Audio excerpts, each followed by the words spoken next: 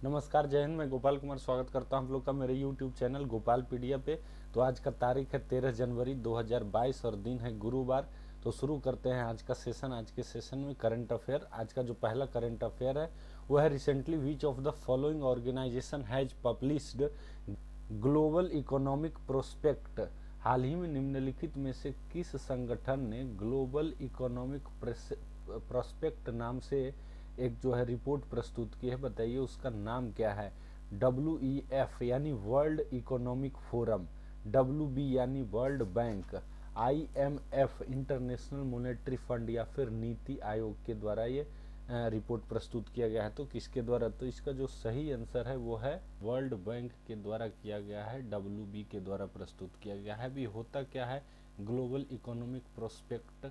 तो प्रोस्पेक्ट होता है ये अनुमान लगाया जाता है कि हाँ आगे जा कर के या आने वाले समयों में किस तरह से इकोनॉमी पर परफॉर्म करेगी, ओवरऑल वर्ल्ड इकोनॉमी और इन पार्टिकुलर किसी देश का इकोनॉमी। तो ये किसके द्वारा? याद रखिए, बहुत बार इस तरह का क्वेश्चन पूछा जाता है कि कोई रिपोर्ट का नाम दे दिया जाएगा और वो कौन सी संस्था उसको प्रकाशित करती है। तो यह है वर्ल्ड बैंक के द्वारा ये किया जाता है।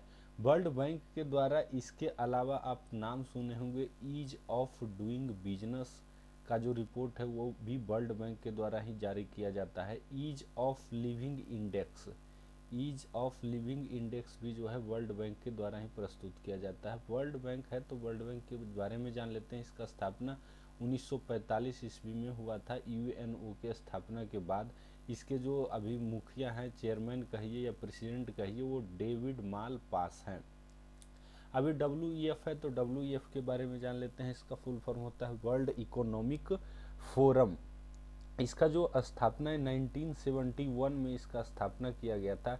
ये क्या है? तो एक तरह से जितने भी इंटरनेशनल कंपनीज है जिसको MNCs कहा जाता है, मल्टीनेशनल कंपनीज, जिनका कि $5 बिलियन से ज़्यादा टर्नओवर है, उन लोगों का एक समूह है। और वो हर साल में एक बार जनवरी महीने के अंत में एक जनवरी जो है जेनेवा में एक जगह है जिसका नाम है डावोस, या हिंदी में उसको दावोस कहते हैं। वहाँ पे एक मीटिंग होता है। उसके लिए सबसे ज़्यादा फेमस है कौन? World economic forum. इसका जो हेडक्वार्टर है स्विट्जरलैंड के जनेवा में स्थित है। वही जो 1000 से भी ज़्यादा वो जो कंपनीज हैं वही कंपनी इसको फंड करते हैं। और ये जो समिट होता है, इस समिट में दावोस में हर साल जनवरी के अंत में इसमें जो है दुनिया भर के लोग यहाँ पे पार्टिसिपेट करते हैं और हर फील्ड से पार्टिसिपेट करते हैं। जैसे भारत की तरफ से कई बार मोदी जी गए हैं, उसके अलावा सदगुरु भी जाते हैं, कई जो यूट्यूब स्टार हैं उनको भी बुलाया जाता है। तो हर क्षेत्र से जाते हैं, बिजनेस क्षेत्र से जाते हैं, जो इन्वेस्टर हैं वो भी जाते हैं, पॉलिटिकल लीडर्स जाते हैं, बिजनेस लीडर्स जाते हैं, इकोनॉमिस्ट जाते हैं, जर्नलिस्ट भी जाते हैं और अलग अलग सेलिब्रिटीज भी जाते हैं। इसके अलावा जो WEF के द्वारा है ये ग्लोबल कॉम्पिटिटिव इंडेक्स भी जारी करता है, यानी विश्व में किस तरह की कॉम्पिटिटिवनेस है, यानी एक देश दूसरे देश से किस तरह से प्रतिद्वंदिता कर रहे हैं। ये IMF है तो IMF के बारे में हम लोग कल पढ़े थे। International monetary fund world bank का ही एक कह लीजिए कि एक शाखा है इंटरनेशनल मॉनेटरी फंड। कल हम लोग इसलिए पढ़े थे कि इंटरनेशनल मॉनेटरी फंड के नए जो है चीफ इकोनॉमिस्ट के रूप में एक नियुक्ति हुई है। आप कमेंट में बताइए किन की नियुक्ति की गई है। उसके अलावा IMF की स्थापना भी 1945 में ही हुई थी। IMF की जो चीफ है क्रिस्टियाना जॉर्जिएवा है, और चीफ बोले तो डायरेक्टर, और इसकी डिप्यूटी डायरेक्टर भारत की हैं गीता गोपीनाथ। अब नीति आयोग है तो नीति आयोग के बारे में जान लेते हैं। ये भी बहुत सारी रिपोर्ट प्रस्तुत करती है, भारत सरकार की थिंक टैंक के रूप में काम करती है। इसका स्थापना 1 जनवरी 2015 को हुआ था जब मोदी जी सरकार में आए थे। इसकी पूर्ववर्ती जो संस्था है उसका नाम प्लानिंग कमीशन है। सरकार के लिए लॉन्ग टर्म प्लान करती है कौन? नीति आयोग। भारत में अभी इसका जो सबसे चर्चित रिपोर्ट है मल्टी डायमेंशनल पॉवर्टी इंडेक्स जारी किया गया था नीति आयोग के द्वारा ही। नीति आयोग के चेयरमैन प्राइम मिनिस्टर होते हैं, वाइस चेयरमैन जो है राजीव कुमार है, और नीति आयोग के CEO चीफ एग्जीक्यूटिव ऑफिसर जो है वो अमिताभ कांत है। बढ़ते हैं नेक्स्ट क्वेश्चन में। तो नेक्स्ट क्वेश्चन है India ranked at which place in the recently released Henley passport index. हाल ही में जारी हेनले पासपोर्ट इंडेक्स में भारत का स्थान कौन सा है? पहला हो नहीं सकता है, 83rd संभावना है, 98 ये भी संभावना है, और 106 ये भी नहीं हो सकता है, इतना गिरा हुआ भी नहीं है। तो इसका संभावना 1 और 2, तो 1 और ए और डी नहीं है, तो बी और सी में अनुमान लगाइए, तो ये 83rd है। यानी अभी हाल ही में 2022 में ये रिपोर्ट जारी किया गया है, हेनली पासपोर्ट इंडेक्स। इसके अनुसार क्या है कि इसमें ऐसा ये अनुमान लगाया जाता है इस इंडेक्स के हिसाब से कि किस देश का पासपोर्ट कितना मजबूत है, कितना वैल्यूएबल है, उसकी दुनिया में कितनी पूछ है। तो भारत का इसमें जो है 83rd पोजीशन इससे आया है। इससे पहले जो है 98 था, 90वां स्थान पे था। पहले स्थान पे जो है दोनों एशियन कंट्री है, जो जापान एंड सिंगापुर।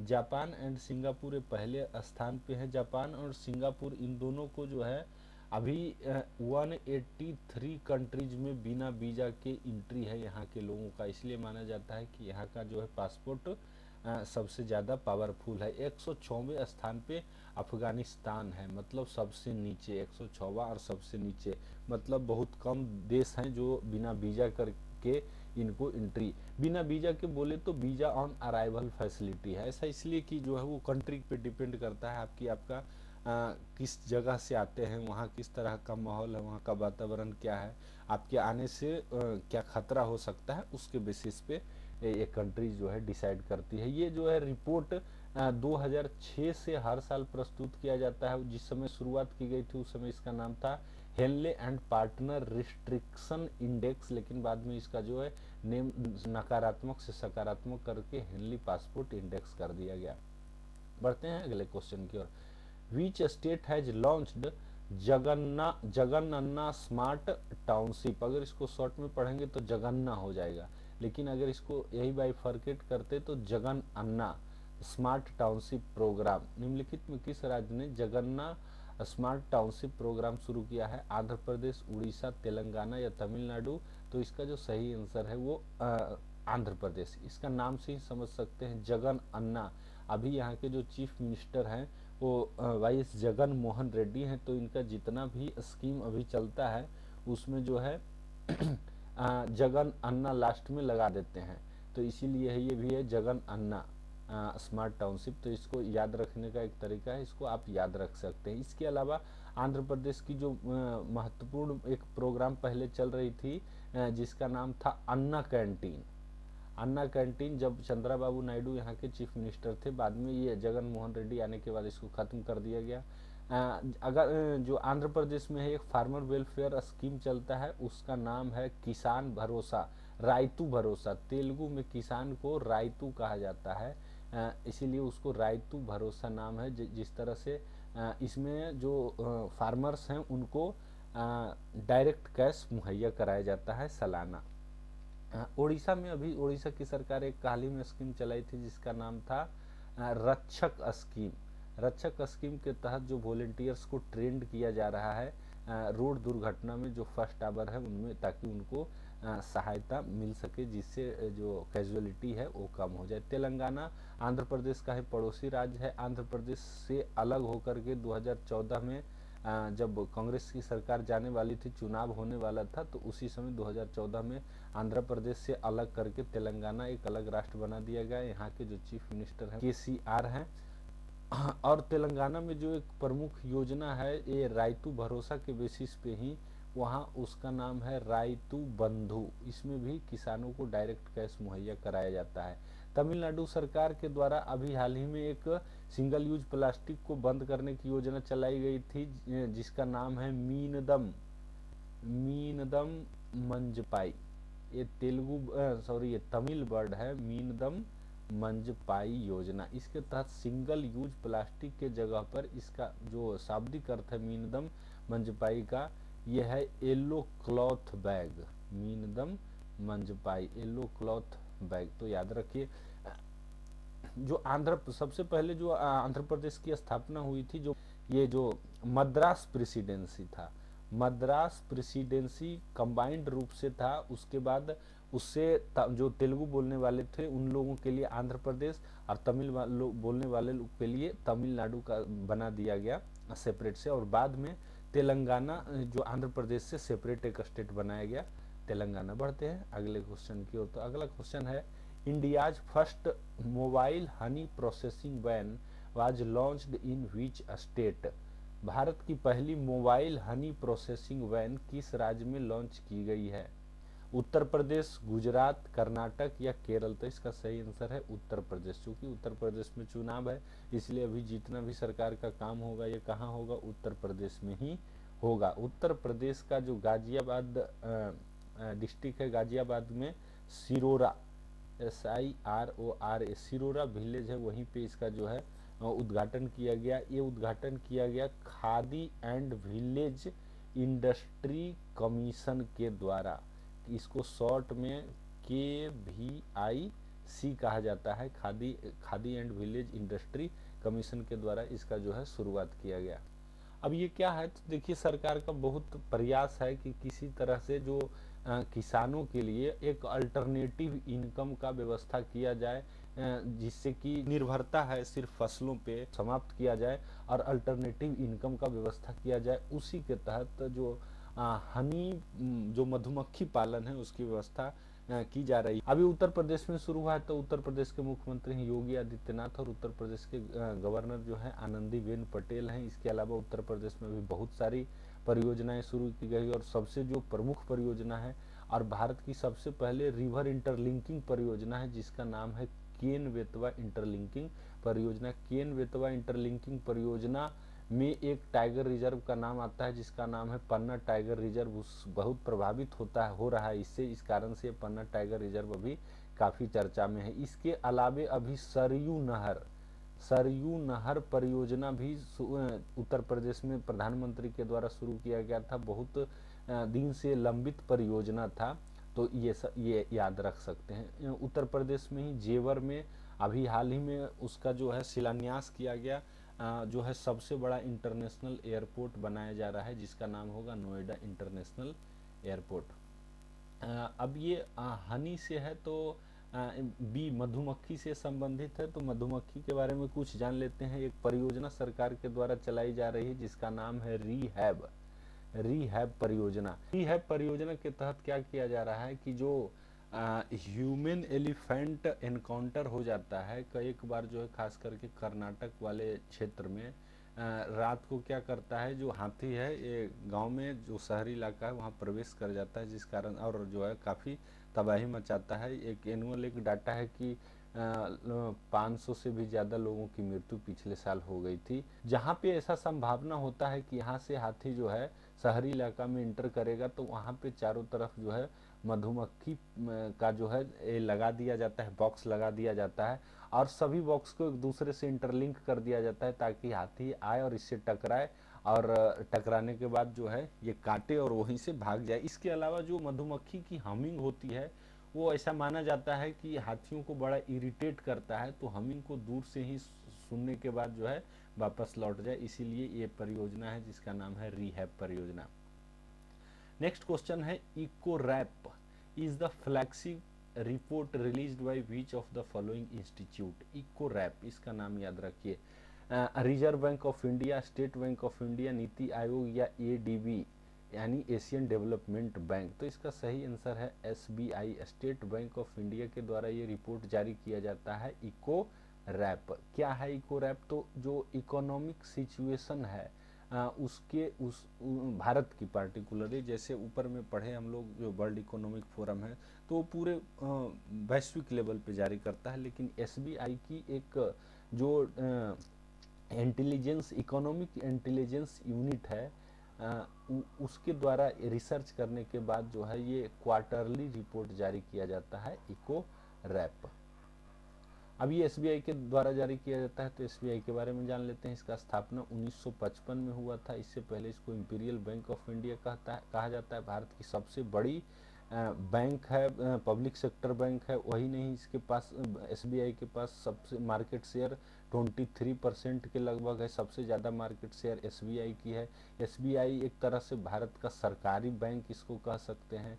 RBI के बाद सबसे ज़्यादा ट्रस्टवर्दी आरबीआई में तो आप डायरेक्ट डीलिंग नहीं कर सकते हैं, लेकिन इसके बाद सबसे ज़्यादा विश्वसनीय अगर कोई बैंक है तो स्टेट बैंक ऑफ इंडिया है। इसके चेयरमैन अभी दिनेश कुमार खार हैं।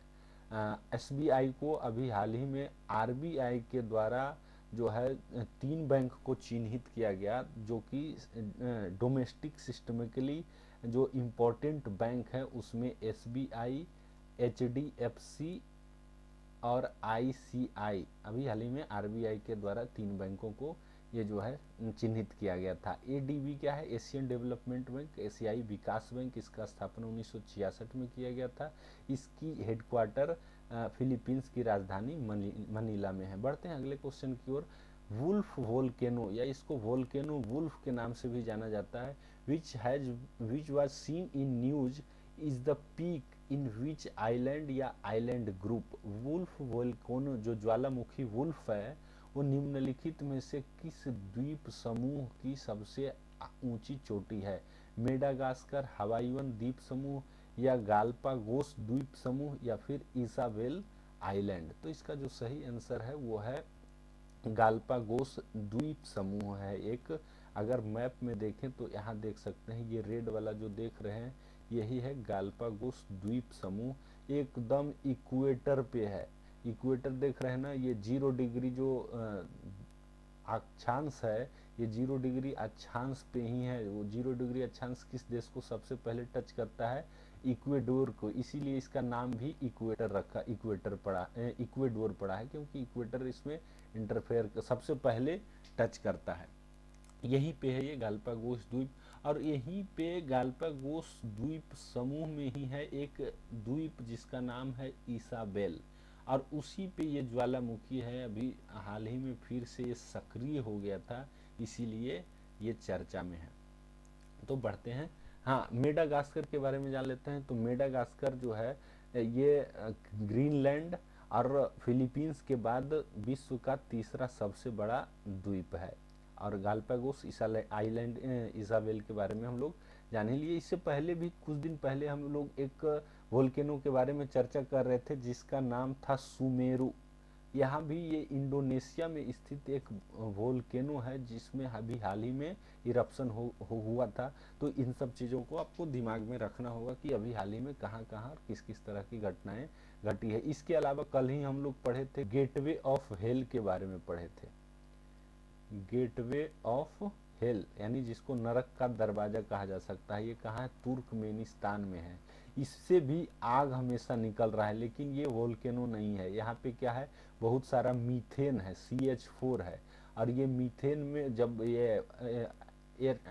जब ये मीथेन वायु के कांटेक्ट में आता है, ऑक्सीजन के कांटेक्ट में आता है, तो जलने लगता है। तुर्कमेनिस्तान की सरकार ने गेटवे ऑफ हेल को बंद करने की योजना बनाई है और उस पर बंद करने का प्रयास किया जा रहा है। बढ़ते हैं आज का अंतिम क्वेश्चन की ओर। Which of the following schedule of Indian constitution deals with Panchayati Raj, यानी पंचायती राज से संबंधित कौन सा अनुसूची है? जैसा कि आप लोग को पता है कि भारत संविधान में जब ओरिजिनल संविधान 26 जनवरी 1950 को लागू हुई थी तो उसमें 8 शेड्यूल्स थे।